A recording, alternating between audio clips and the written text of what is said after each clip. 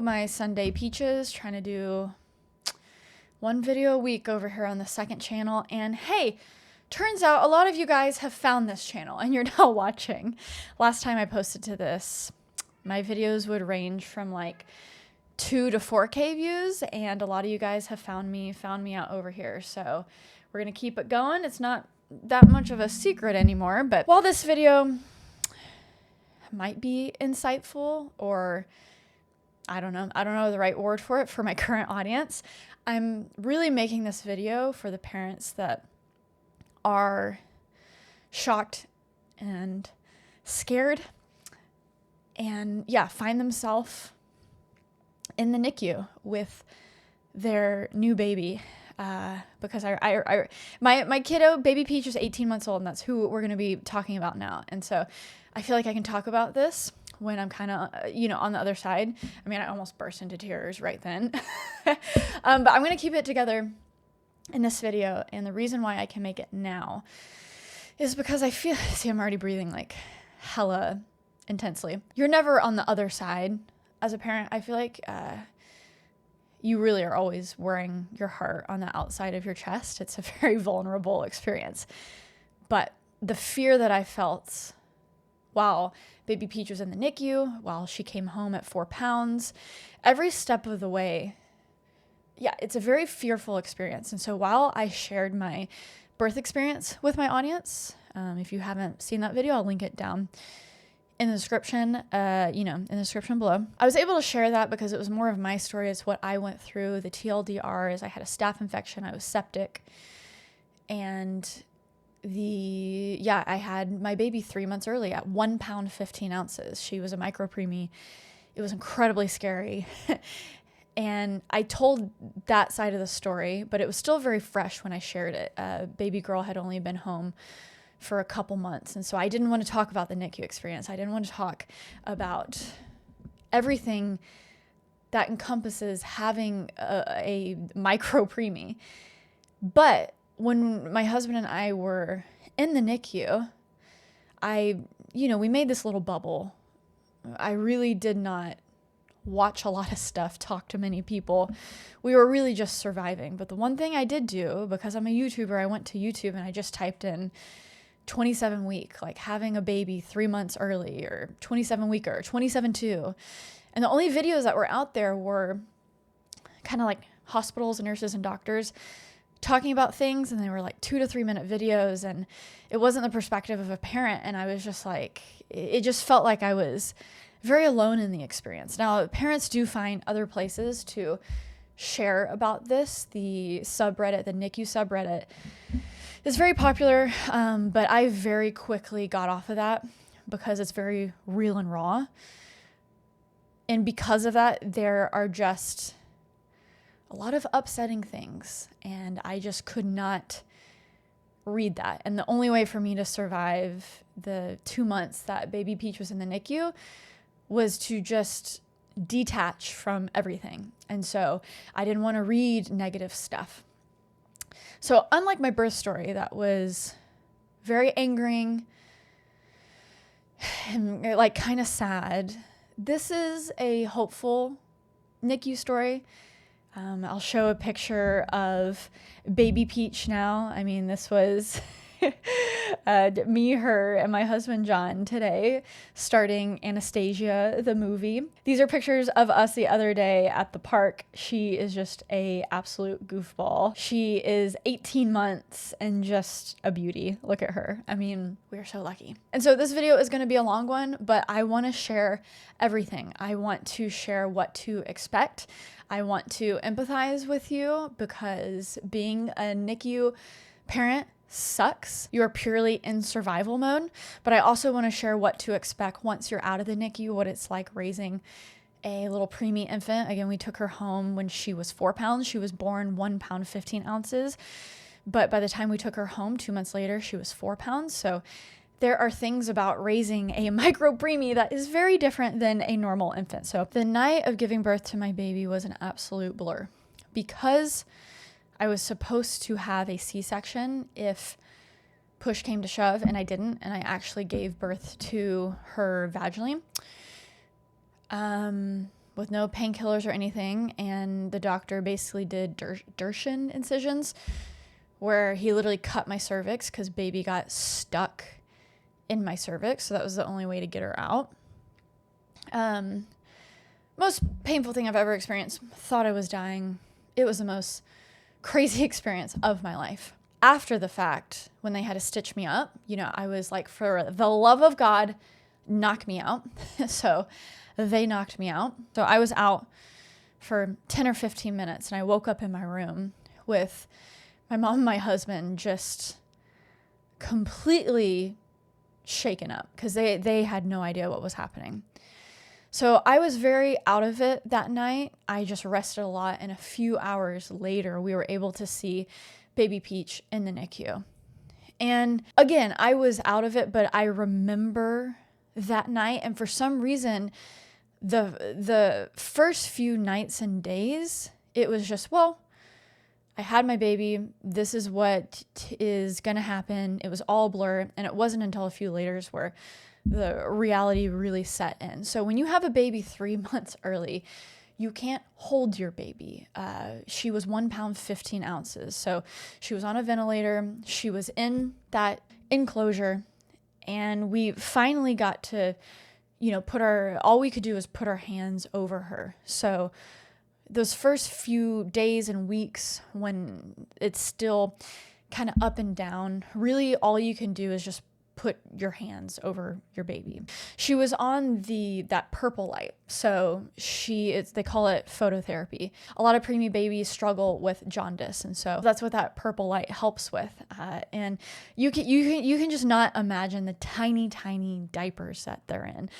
They're Micro Preemie diapers. And I have one, somewhere, but it's literally barely the size of a hand. I mean, it was just unbelievable how small she was. And I have some pictures here where you see we would take these Q-tips, and because I started pumping right after. And so we would put some breast milk on the Q-tips, and they have you put the Q-tips in the baby's mouth. But you can see all of wow, okay. So this is still really hard to talk about. You see all the wires that are connected and just how tiny she was. She had that thing over her eyes because of the phototherapy. I think in that first week, I only saw her actual eyes and her face only a couple times. Those first couple weeks are so difficult. A lot of people don't know that those first couple weeks, you can't even hold your own baby. They're coming in and out all the time, scanning your baby's brain, making sure there's no brain bleeds. That's some of the biggest issues in the beginning. ROP is a big thing where babies' retinas aren't developing at a normal pace that you want them to. So their eyes might be messed up. So she did struggle with that in the beginning. So the first few weeks, the first month was, it is just so hard. There's no other way to describe it. It is so hard. But eventually, a couple weeks in, we got to hold her finally. And, you go home at the end of the day. That's what's crazy. Like, you can't stay there. So you have to leave your baby every day. And so these moments where you get to hold them are just those are the moments that you're holding on to. That is really what is keeping you together for the week after, because I actually still had stuff wrong with me, and so they were concerned about me. So I had all these doctors checking up, and I had a PICC line put in for the infection. But my room was a 3-minute walk away from the NICU. And so that first week I would pump. I was hanging out in my hospital room with my husband and my mom. Kind friends and family were sending flowers. I had this job of pumping. I felt like I had a purpose, and I could hang out with baby all of the time because I was still at the hospital. And so that first week, ironically, it felt like the first time in a while that, I don't know, things were just looking better. I know that sounds weird to say, but a lot of the realities hadn't set in until I went home. So I think I went home 5 or 6 days after the birth. And depending on your situation, nothing can prepare you for going home the first time. Nothing can prepare you going to bed for the first time in your own bed, and the baby is not in your belly, and the baby isn't beside you in the bassinet. or with you in bed. Nothing can prepare you for that. And that was the hardest part. So you're going to bed without your baby. You're pumping. That is super taxing on your body if you can pump. And if you can't, hey, you're just surviving. That's enough. You're going to the NICU. And they, in the beginning, are being very wary. They are being very realistic with you. The moment you get there, they give you all this paperwork and they give you a packet of percentages on survival, percentages on disabilities, all of these things that are going to be so overwhelming. And I hope you have a partner you can lean on. I hope you have family that you can lean on, because the only thing that you can do in that moment is to really hunker down and survive. I could not watch anything real. Like, I'm a big YouTube watcher. I couldn't watch YouTube videos. I couldn't listen to all the podcasts that I used to listen to. I couldn't do my job. All of that just falls away, and it's just you and your baby. And that packet that they give you, I looked at it once and I never looked at it again. You have to cling on to the hope and just hold your baby when you can hold them and survive. And that is truly all that you can do. So those first few weeks are the most fragile. Again, they're checking for brain bleeds. Your baby might be doing phototherapy, the purple light. We had issues with ROP, the cannula with the oxygen every day. You know, they're checking the oxygen. The hardest thing is once they start decreasing the oxygen and kind of testing if your baby can start taking less oxygen, you're going to hear something called desats. And that is simply when, you know, the monitors beep, and it's a very scary beeping. It's like a panic beeping. It's not the normal beeping. And that means that, hey, your baby's forgetting to breathe. That's awful. You never get used to that. But the longer we were there, the more we learned that, man, that is part of the process, and that is part of them being a preemie and quite literally learning how to breathe. Luckily, we didn't have to go home with oxygen, and she eventually got the hang of it. But that is really hard as well. So it helped me to completely detach from reality. I wasn't doing anything other than pumping and watching really cheesy dating shows. Anything that could be so detached from reality is what I was consuming. I got really into Grey's Anatomy until it got a little bit too much on the nose, where, you know, like traumatic things that happened to me and baby in the course of a couple days would be the plot points over the course of like 8 episodes.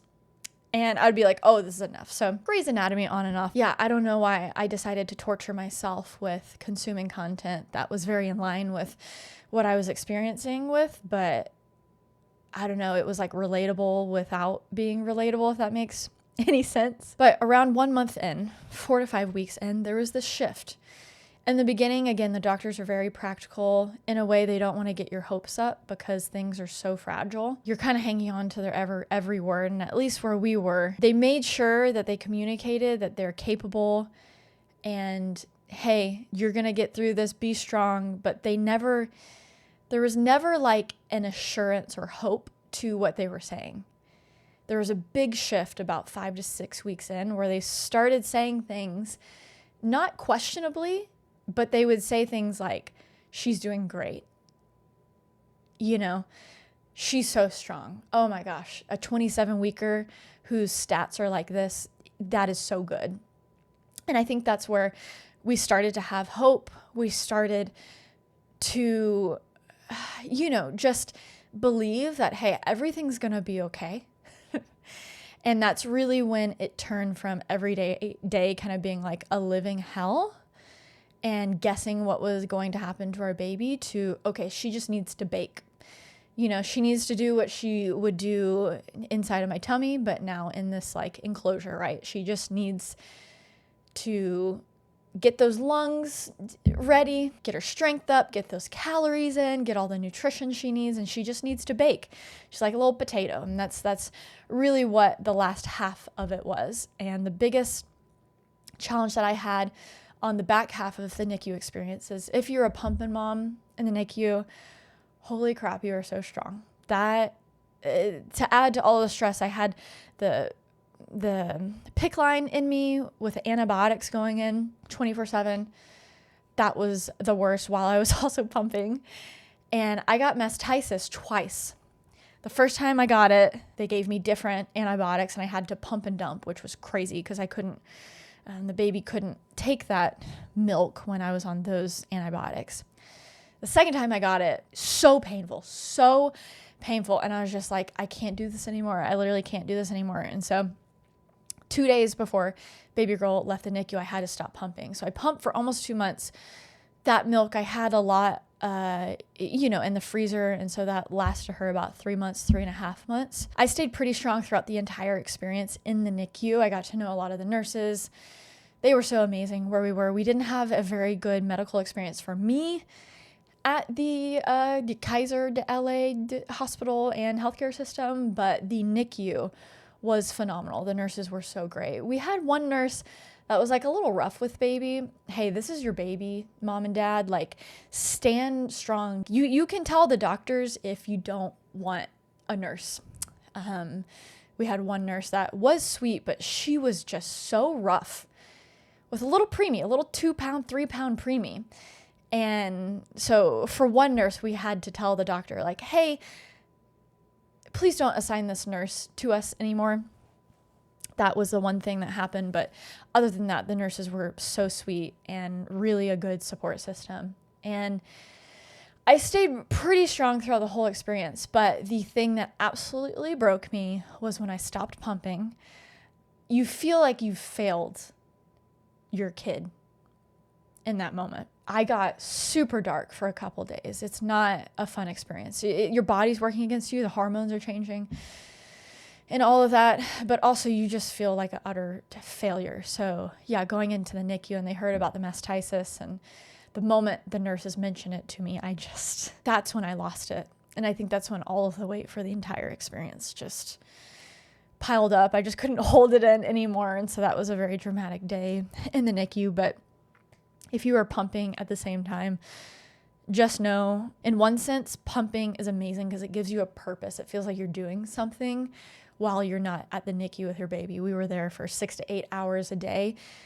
But then, you have to like nourish your body. You have to get rest. You can't like sleep up there at the NICU. So when I was home, pumping gave me something to like, hey, I'm doing something for baby Peach. And so I'm glad I had that. But sometimes you just reach your point and you have to do what's right for you. And even though it was so depressing, it was what I had to do for me in the moment. And something that they don't tell you when your baby is so small, you can't breastfeed. Not only you can do like what they call the non-nutritive suckling, where you basically place the baby on your boob after you pumped, and they kind of practice, but they're not strong enough to actually breastfeed, and you don't want to overwhelm them with a lot of milk. So that's why you pump before. So I did that a few times, and I'm grateful for that experience. But I didn't fully understand until towards the end of it as well. Even when they go home, they still need their milk fortified. So you can breastfeed, but only a couple times a day. They want your baby on the bottle for the majority of feedings because you're taking your breast milk and you're fortifying that with extra nutrition, whether it's those like bullets they give you initially or fortifying it with like extra formula to get more calories, more nutrition. Because when you got a micro preemie, that is the most important part in the beginning, that they're getting those calories in. So I wanted so badly to get to the point where baby was like a normal baby, keep pumping to where I could eventually breastfeed, but that was just not in the cards. And a lot of this experience is mourning all of the dreams that you had for not just your baby, for you, for the birth experience, for your new family, all of those intense things, but all of the small things too. I just had this expectation that I was going to breastfeed. I had this expectation that I was going to pack a birth bag. I had this expectation that, I'm going to have to decide an epidural, walking epidural, no epidural, let's go. I didn't even have the time to go through all of those things. So you're mourning the entire experience that you didn't have. You're mourning not just this perfect birthing experience that you had in your mind, but also you have no idea what your baby's future is going to be like. they gave you that packet in the beginning of all the things that could be wrong with them. And you're really looking at their life through that lens in the beginning. And it, at least for me, it did not shift until baby girl hit 10 to 15 pounds. And, you know, she started just doing some things that were normal. We brought her home at 4 pounds. 2 months later, brought her home. She's only 4 pounds in weight. That day home we brought her was like euphoric. You spend so much time in the NICU seeing other babies going in and out. They're there for only a few days or maybe a couple weeks. When you are there for months, it feels like it's your entire life. And when you bring them home all of a sudden, you're just like, oh my God, our 4-pound little baby is here. And it's now up to us to continue this process of growing her and making sure she just lives a happy, healthy life, right? And that's intense, but we were ready for it. Something about being in the NICU is the nurses train you to change those little diapers, to do the feeding. So unlike people with there's no normal birth experience, let's be honest, but with a more traditional experience, they send you home with that baby a couple days later and you're really like, oh my God, what am I doing? But we kind of knew what we were doing. It was more just the disbelief of our experience the past couple months. And oh my gosh, now we're home. Wow, what a relief. But what is the future going to look like? Okay, your preemie is home. What is it like? You know, having a preemie infant, but also kind of going into the future and having a preemie toddler. Our baby girl is now 18 months and she surprises us every day, but there's still a lot of things that we have to be incredibly patient with her. Something that I think both my husband and I have said many times is having a preemie newborn it feels like you have a newborn forever. In a way, yes, it's kind of relatable, those statements where you blink and your baby's no longer a newborn. But for parents of preemies, all of those hard times that people talk about with newborns, they're just a little bit longer. Maybe not a little bit longer, a lot longer. It just, when you bring home a baby at 4 pounds and a preemie, not only are those milestones going to be delayed, but a lot of things in the beginning are going to be delayed, like just the startle reflex. It wasn't until baby girl was maybe like 5 months old for that startle reflex to settle enough to where we didn't have to swaddle her. I mean, we had to swaddle her for so long, and she hated all of the traditional sleep sack swaddle situations. She would only be swaddled in a blanket, like 2 very specific blankets, which makes sense. That's how they swaddle in the NICU. They only use those hospital blankets. So in the beginning, she only would take naps in the blankets that we brought home from the NICU. And then we upgraded to a little bit bigger blankets, and those were the only ones that she would sleep in. And the only unfortunate thing with that is when you're swaddling with a blanket and they start to get strong, they're starting to not only knock their hands out of the swaddle, but when they start moving, you just have to watch the blanket for going over their face. You're nervous. Oh my gosh. Are they going to suffocate themselves? And so even the rare moments that baby Peach would sleep on her own in the bassinet, we still had to keep the closest eye on her because we weren't able to use those sleep sacks that you can assure that it's not going above her face. So the first few months, yeah, she was just sleeping on top of us for everything. Every nap was a contact nap. I didn't understand the term contact nap in the beginning when I would see other people post about it because I was like, oh, that's just napping for us and sleeping. So in the beginning, because, you know, she's so small and I wasn't breastfeeding, you know, when it comes to co-sleeping, there's like the sleep safe 7 that they talk about. And she couldn't like flip over on her own. And there's just a lot of things that co-sleeping just did not seem safe. So what we did in the beginning, and it's kind of crazy looking back, for the first 2 months is what we did for nighttime sleep. I would take the first shift. I would get in our chair, our recliner, have baby on my chest, and that's how she would do her first 7 hours of sleep. and I would watch Grey's Anatomy or whatever. And that's when my husband would sleep in our guest house. And then he would literally wake up at 3 a.m. and I was up the entire time with baby sleeping on my chest, just watching my shows. He would wake up at 3 a.m. and we would switch. I would go to sleep from 3 a.m. to 10, and he would be there with the baby on his chest, sleeping with baby. And that's just how she slept for the first couple months. And eventually she got better with sleeping in the bassinet. Finally, around 4 or 5 months, her startle reflex lessened enough to where we graduated from the blankets and the swaddling, and she could just kind of sleep on her own and sleep on her stomach because she was able to turn over on her own.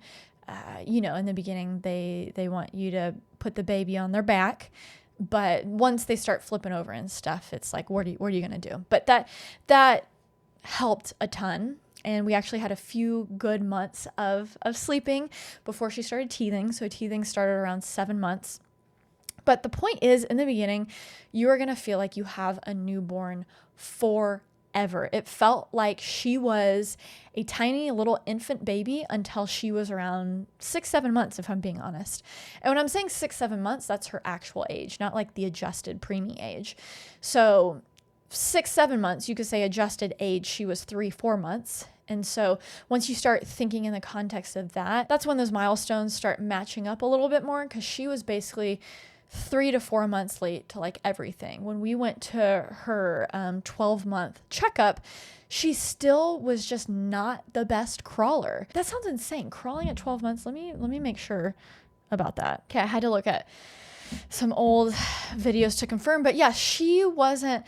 I remember going to our 12-month appointment and being worried about her hips because she was born breech. So I was like, oh, maybe something's off with her hips because she's not crawling yet.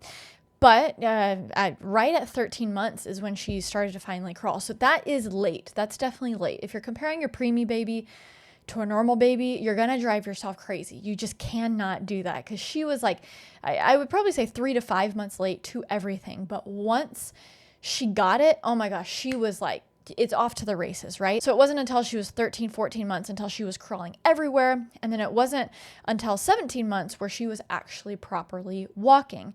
So those months leading up to that, when you're kind of like, man, shouldn't she be hitting this milestone? You start getting nervous. You start thinking, oh my God, do we need to go to the doctor?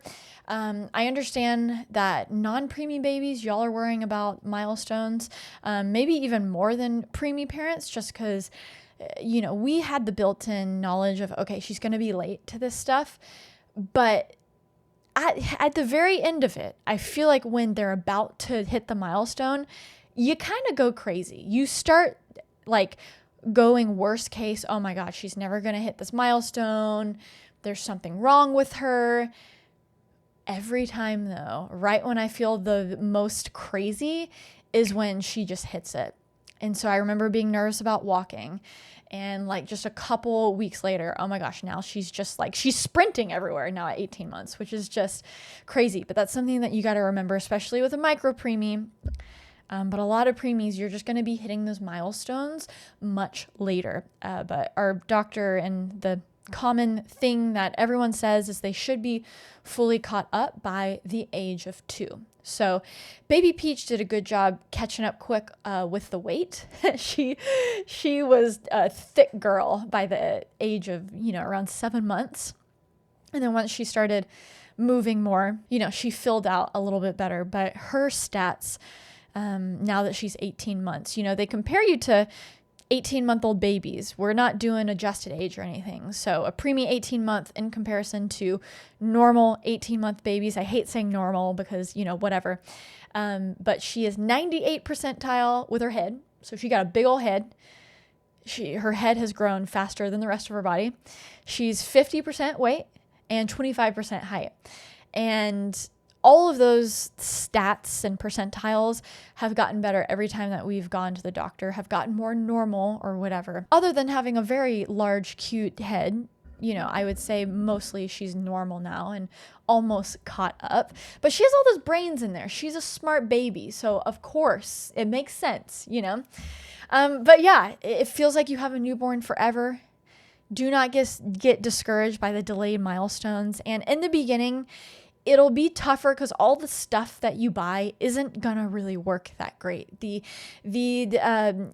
bath thing that you buy, when you're a 4-pound baby and you can't really hold your head up, and the bathing thing is sloped in a way that it's just like bathing your preemie baby, you're not going to find one contraption that works for your baby. Bathing baby Peach in the beginning was definitely a 2-person effort, but eventually they grow, they become normal infant size, and then all of those things start to fit better. You're not crazy. All these things that you're doing that are a little bit harder than you think they should be, it is because you have a tiny, tiny baby. Give it a month, give it 2 months, and then everything, all the gear that you have that you bought is gonna click better.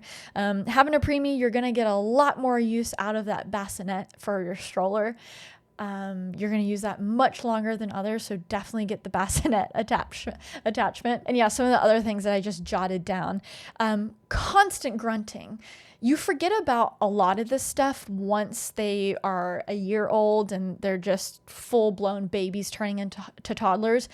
But that's normal. The grunting is normal. There are a few months in the beginning where even if your baby does sleep in the bassinet next to you, oh my gosh, they grunt so much. So good luck getting any sort of sleep with that. Goodness, the bowel movements and just like issues with gas and the spit up. She struggled a little bit when we went from the breast milk to formula, but eventually she got used to it. Like 1 or 2 weeks after she got used to it, everything was fine. Of course, if they start like violently throwing up, that's a sign, okay, they're not compatible with the formula. And that's when just with your doctor, you have to find one that's going to work.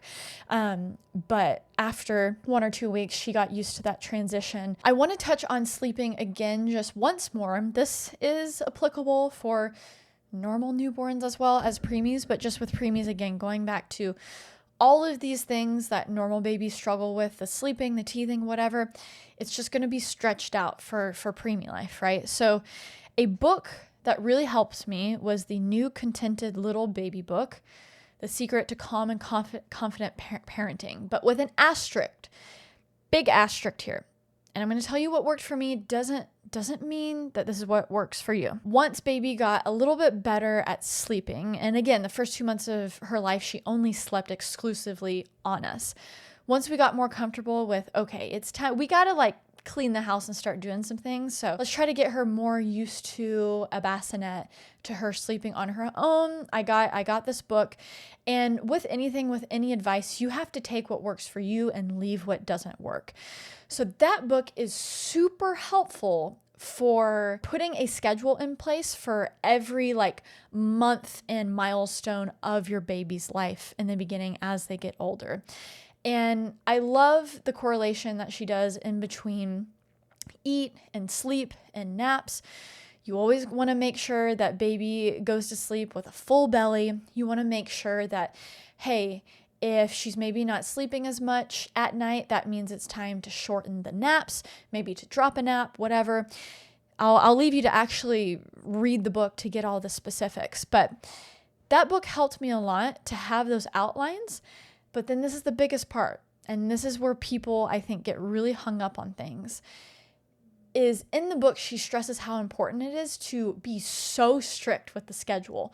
Follow the schedule to a T. Some people might disagree with me on this, and that's fine. I don't believe that that's where you should start. If your baby gets a little bit older and you tried a lot of stuff with sleeping and nothing is working, I think maybe that's where it's time to be more strict with the routine. But the way we did it, and it worked out for us great, was we took the blueprint of the schedule.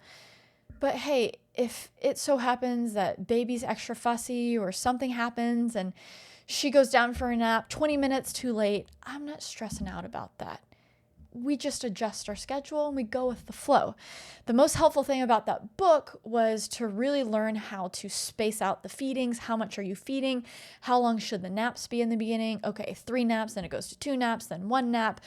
Move the nap up when this happens, when that's the important stuff.